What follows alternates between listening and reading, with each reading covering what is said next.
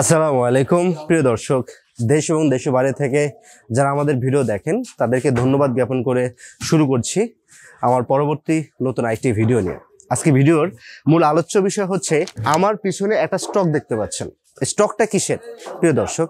এই স্টকটা নিয়ে আমি কথা বলবো। আমার একটা সম্মানিত কাস্টমার, তিনি আমাকে সেফ 6 মাস আগে এই প্রোডাক্টগুলো অর্ডার করেছিল। তিনি আমাকে বললো যে আমার মাল তো লাগবে আরো 6 মাস পরে, তাহলে এত তাড়াতাড়ি আমি কেন অর্ডার করব? তখন আমি তাকে বোঝানোর জন্য বলছি, স্যার দেখেন, শীত গ্রীষ্ম বর্ষা ওয়েদার ভেদে কাঠের ঋতু ভেদে কিন্তু কাঠের রূপ চেঞ্জ হয়, ফেটে যায়, বেঁকে যায়, আবার অনেক সময় দেখতে পাচ্ছেন যে ভাঁজ হয়ে যায়।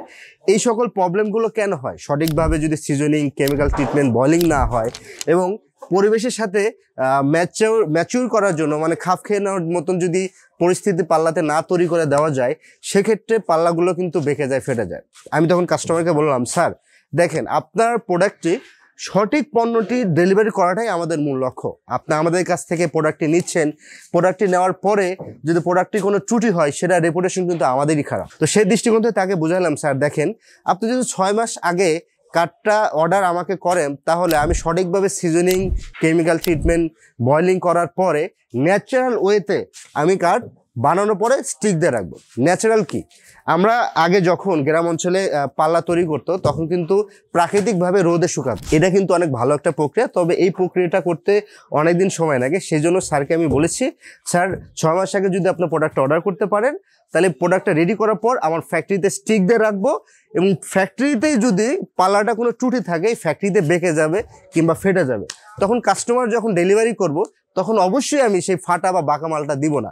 এটা কিন্তু আপনাদের জন্য খুব প্লাস পয়েন্ট। তো প্রিয় দর্শক, এই কথাটা বলার মূল উদ্দেশ্যটা হলো যে আপনারা যে কোনো পরিমাণ কোয়ান্টিটির মাল আমাকে অর্ডার করতে পারেন, এবং আপনি চাইলে 2 মাস, 5 মাস, 6 মাস, 1 বছর আমার ফ্যাক্টরিতে স্টিক দিয়ে রাখার সুযোগও কিন্তু আপনার কাছে অ্যাভেলেবেল আছে, যাতে করে আপনার সুবিধা হবে।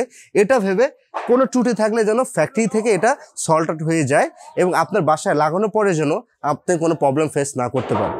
তো প্রিয় দর্শক, কথা বাড়াতে চাচ্ছি না, দেখা হবে নতুন আরেকটি কোনো ভিডিও পর্ব নিয়ে। ততক্ষণ অবশ্যই আমাদের সঙ্গে থাকবেন। আসসালামু আলাইকুম ওয়া রাহমাতুল্লাহি ওয়া বারাকাতুহু।